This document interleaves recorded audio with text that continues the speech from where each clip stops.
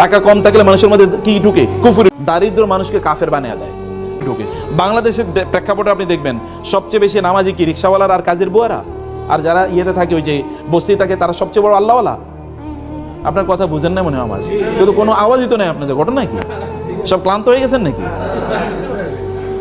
তো সবচেয়ে বড় আল্লাহওয়ালা কি এরা? আপনি তাদেরকে মসজিদে কোথাও খুঁজে পাবেন? একজন মসজিদে খুঁজে পাবেন না। দেখবেন এরা মসজিদে না, এরা দিনও বোঝে না, ইসলাম বোঝে না, কিচ্ছু বোঝে না। তার মানে দারিদ্র মানুষকে কাফের বানিয়ে দেয়। দারিদ্রের কারণে সে ইসলাম বুঝতেই পারে না। দারিদ্র থাকলে মানুষ আল্লাহর ইবাদত করতে পারে না। সে কারণে দারিদ্রের সাথে ফাইট করতে হবে আপনাকে। আলী রাদিয়াল্লাহু বলেছেন, দারিদ্র যদি কোনো মানুষের নাম হইতো তাহলে ওই লোকের আমি জবাই করে ফেলতাম। দারিদ্র যদি কোনো মানুষের নাম, তো পভার্টি যদি কোনো মানুষের নাম, তাহলে আমি ওর হত্যা করে ফেলতাম, যে ওর বাঁচে থাকা উচিত না, কারণ ও থাকলেই মানুষ কষ্ট পাবে। অতএব এই কারণে আমি তাকে হত্যা করে ফেলতাম। লাউ কানাল ফাকরু রাজুলান লাকাতালতুহু, যদি দারিদ্র কোনো ব্যক্তির নাম হতো তাহলে ওই লোকের দায়কে আমি হত্যা করে ফেলতাম। দারিদ্র এটা ইসলাম কোনোদিন এটাকে সেলিব্রেট করে না, যে ঠিক আছে তুমি দরিদ্র এবারে তোমার আমি সালাম দেবো। নো, কেন তুমি দরিদ্র হলা? ওমর রাদিয়াল্লাহু তাআলার কাছে কোনো লোক গেলে তিনি তাকে বলতেন, তুমি করো কি?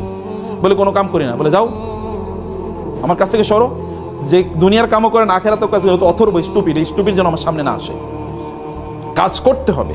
আল্লাহ সুবহানাহু ওয়া তাআলা এই দুনিয়া নিয়ন্ত্রণ করার জন্য আপনাকে পাঠাইছেন, দুনিয়ার মালিক হওয়ার জন্য আপনাকে পাঠিয়েছেন।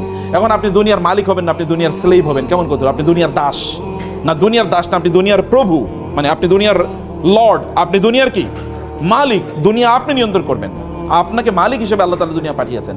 তাহলে দুনিয়ার মালিক হওয়ার জন্য করণীয় কি? দুনিয়ার মালিক হওয়ার জন্য করণীয় হচ্ছে আপনাকে টাকা সম্পদ ইনকাম করতে হবে। আমরা চলেন এবার ব্যাংক ডাকাতি করি নাকি? কারণ অনেকে তো ব্যাংক ডাকাতি করে তো টাকা পয়সার মালিক হয়েছে নাকি? করে নাই?